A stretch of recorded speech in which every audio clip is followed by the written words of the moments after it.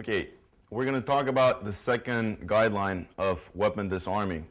Number 2, understanding how to use the weapon, understanding the weapon itself as a mechanism, and how to utilize it. There are many weapons out there. Rifles, as you can see, shotguns, handguns, revolvers, pistols. Every single one of them is an individual and a different mechanism.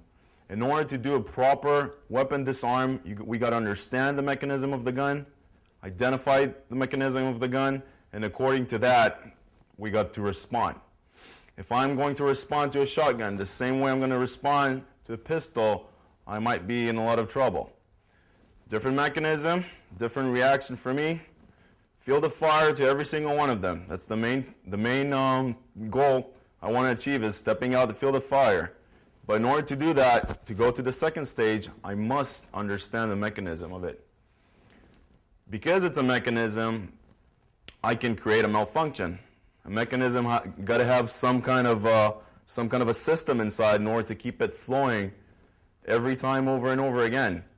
Knowing and understanding that mechanism, I can control the way I'm going to jam it and create a malfunction. Unlike edge weapons that they never jam, since they're one big chunk of cutting metal that never runs out of ammunition. In guns, and any weaponry in general, all of that is canceled if I know to recognize and to understand the proper mechanism, identify it, and according to that to react. Okay, we're going to talk about also not just the mechanism itself. I also got to understand and identify some kind of accessories that are on the weapon. One of the most common accessories is the sling. Sling is used to carry the rifle, as you can see here, connected all the way from the bottom, from the stock, up to the barrel. I'm going to utilize the sling in order to perform a takedown technique.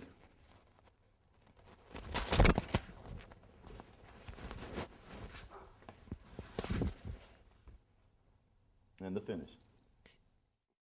Okay, we're still in a mechanism of the gun, identifying a mechanism of the gun. As you can see, Mark here is pointing a pistol, a semi-automatic pistol at me. Now, the thing about pistols is it's got an independent slide. The hammer that drops on the firing pin is actually what's going to cause the fire. Everything is going to start by Mark pressing on the trigger. Now, what I'm going to talk about right now is a suicide drill, as we call it. When everything else fails, you know the guy is serious, you know that's your only way out. Pretty much the Russian style of it is by pushing forward and attaching the wrist. Now, if Mark here is going to press the trigger, you see the hammer is still cocked back, but it doesn't go off. Why? Because the mechanism of the gun. The slide just jam the springs that are in charge of dropping the hammer on the firing pin. Okay?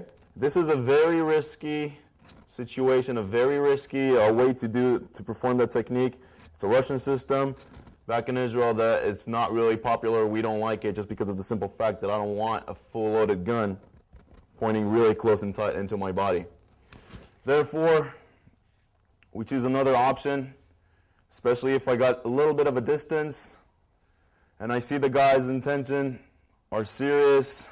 What I'm going to do pretty much from here, I'm going to grab the wrist to fix his hand in place, and at the same time jam and slide forward the slide.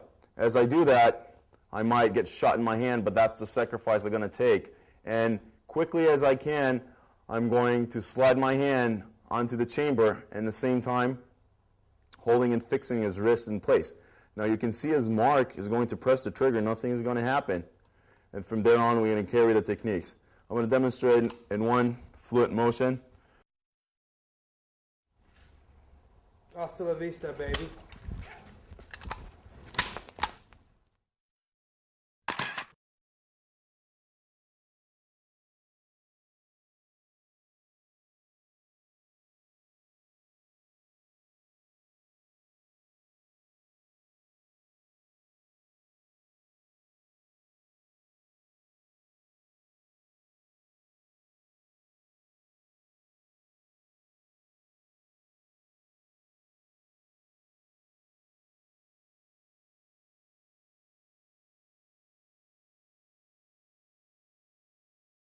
Okay, let's go through the movement and analyze pretty much what I'm going to do. Again, this is an unrecommended suicide technique that with everything else fails, this is most likely what I'm going to perform. As the guy points the gun from a distance, I want to step out, feel the fire, jam by sticking my hand into the barrel. As I do that, I fix his wrist in place, sliding down the slide. All the way, he presses the trigger. You can see the hammer is not going to go off because of the slide being pulled backwards. Away, feel the fire, ballistic arch towards him. Now, in any given moment, I decide to let the slide go. If he doesn't pull the trigger, guess what? I'm going to help him out with that, but this time it goes straight into his body.